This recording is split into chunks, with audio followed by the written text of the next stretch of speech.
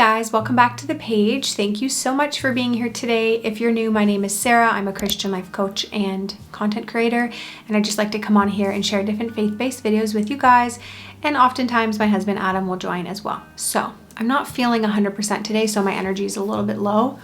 So I'm gonna just try to keep everything composed and just reserve my energy. But I did want to say thank you guys so much for all of your support.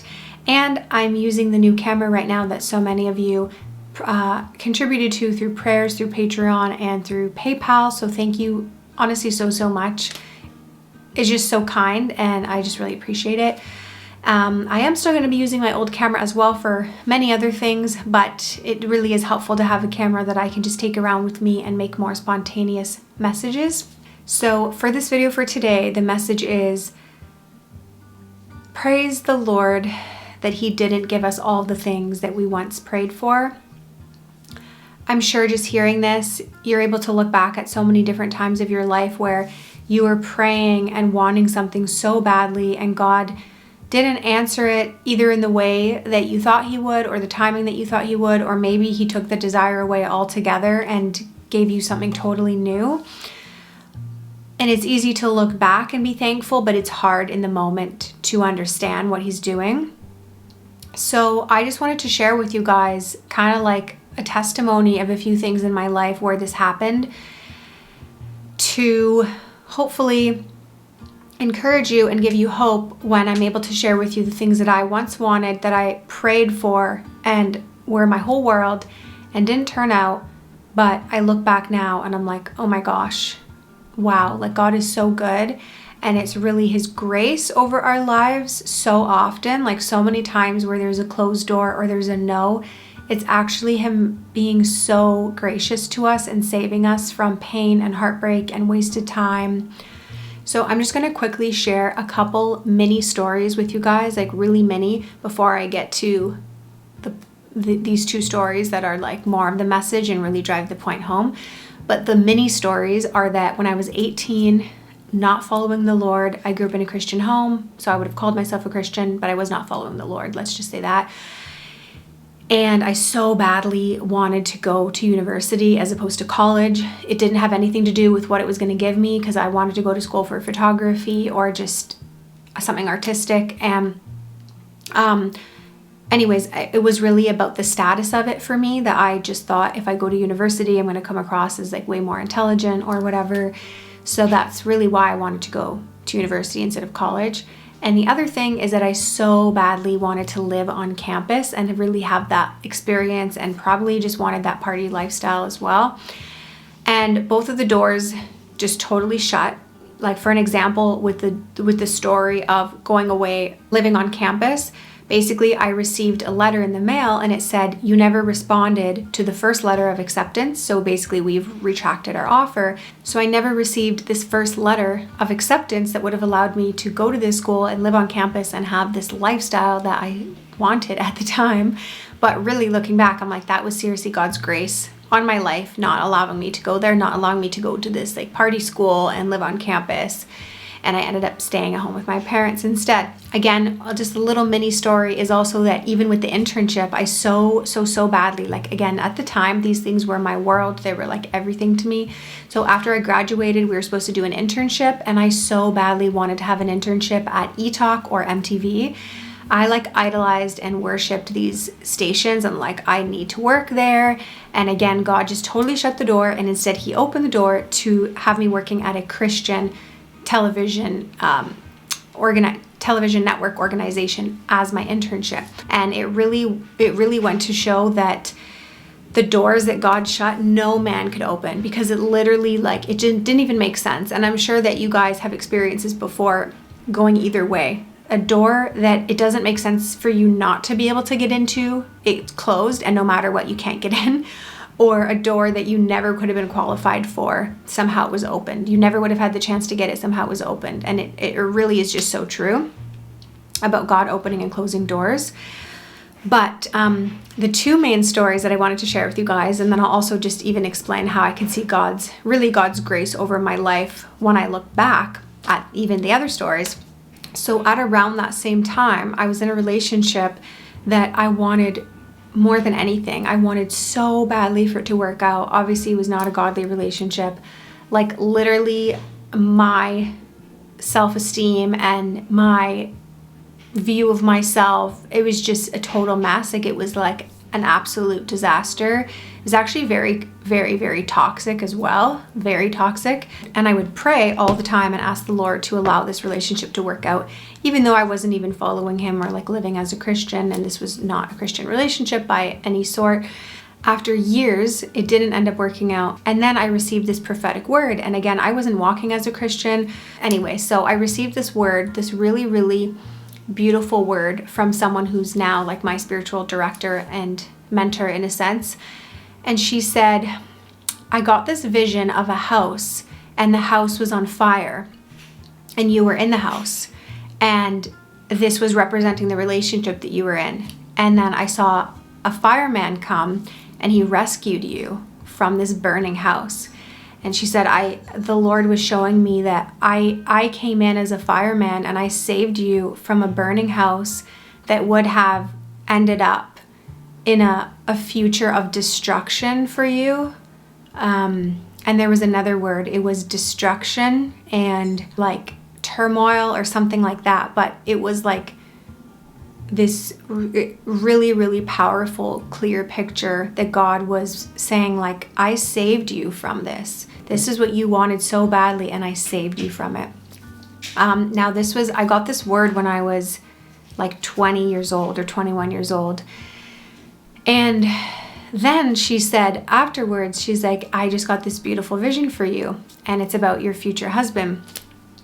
Again, I'm not walking as a Christian at this time.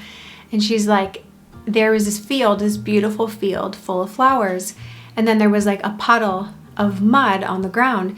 And you were walking with your husband, and he took his jacket off, and he put his jacket like over the mud pile and helped you to walk over. Like he wouldn't even allow you to like get your shoes wet. He like sacrificed and took his jacket off and like put it on this mud for you. And you know, like, enough said. What more can I say? Like, obviously looking back now, I'm like, oh my gosh, like it's just amazing what the Lord has done. Obviously, if you guys know, most of you probably know my husband Adam and our story. That's probably how you even found this channel. But if not, you definitely have to watch it. And it's not even that just amazes me. It's really what gives me goosebumps is thinking about the fact that God was saving me. Like he literally came in and he saved me. He saved me many times, but that was his grace really saving me in that situation. So this doesn't necessarily just have to apply to relationships. This can apply to anything that we are desiring and wanting. But the last story that I wanted to share with you guys, and then I'm going to tie this message all together, is that when I did end up having a personal encounter with God, and I did end up following him, which was when I was 25 and a half, turning 26. So actually by this time I was 26. The Lord showed me to do a pageant, to do Miss Universe Canada. And I was like not the type of person who would do a pageant, but I really felt like the Lord was showing me to do the pageant. So because I felt like he was showing me to do the pageant, I assumed that he wanted me to win it, because I was like, why would he show me to do something that wouldn't be successful? Anyways, so I was like brand new at really following the Lord, and I guess I was just idolizing this idea. I was like idolizing this crown, or this idea that like I had to win, because otherwise what was I even doing there in the first place? And I went to go and speak at this church. It was my parents' church, and someone gave this prophetic word over me, and she said, this crown that you're holding, she's like, I want you to take it and give it to the Lord. I want you to give the crown to the Lord. And again, like I'm a new Christian, and I was thinking like, I am not giving this crown over, because you don't even understand. I didn't say this to her, but I was thinking, you obviously don't understand, because God told me to do this pageant. And if he told me to do this pageant, he wants me to win it. So I'm not handing any crown over, because he wants to give me this crown. So I'm not handing it over. And I didn't understand anything at the time about putting things on the altar, or idolizing things, or sacrificing things. But I really was thinking, you're wrong. In my head, I was like, this lady's wrong. This is a wrong word. She has a wrong prophetic word for me, which does happen as well. But she was not wrong. And she literally was like, can I just give the crown over to the Lord? So the story is that I didn't end up winning the pageant. But once again, well, that was really God's grace, because it was like he used it to launch me into ministry. He used it to ignite my relationship with him, because that's how I started following the Lord, was when I felt he was speaking to me and telling me to start doing a pageant. And that's when it all started, and I got baptized and everything. I've said this many times, but through the pageant, because I knew that I thought that I was going to have this platform through a pageant, I was like, oh my gosh, what would I even have to say if I had a platform? What would my message to the world be? So it really took me on the biggest like self-development journey with the Lord, like, and not self-development in a worldly way, but like it was a huge journey that the Lord took me on. And through that, I realized that I wanted to do coaching, and that I wanted to start this business and ministry and all these different things. And that's what was birthed out of doing the pageant. But the Lord knew that I never would have been pushed that hard to have all these things be birthed had I not thought that I was going to win, because I wouldn't have tried as hard. Anyways, so my point is, after all of this, is that looking back on all those things that I thought I wanted so badly, I wanted to go to school for photography, I wanted to go to university, like it had to be university, I had to be able to stay on campus, I had to have an internship at eTalk or MTV, I had to have this relationship, like all of these things that I had to have because it was going to be my future. And none of those things, first of all, were even in my future, but the Lord was using the other things to propel me into what I'm doing now. Even the fact that he guided me to go to college instead of university. Well, I only had 2 years of schooling instead of 4, so I went straight from those 2 years right into like the corporate world, which is a whole other story of him leading me into the corporate world to save money, which literally resulted in even benefiting me now to this day. And not being able to do an internship at eTalk or MTV, but I ended up getting to have my first experience being around Christians, like other Christians besides my mom and dad, at a Christian organization. And I learned a lot about faith. I didn't necessarily want to follow faith when I was there, but I learned a lot about it. And anyway, so I guess the point of what I want to try to say is that those things that we want so badly, and we think that it's going to be everything to us, if it's not working out right now how you think that it is, it's either because God is protecting you from something and it's God's grace, or it's not his timing, or he has a different way, or it's just his ways are just above our ways. And we're going to look back and see how he worked all these things out.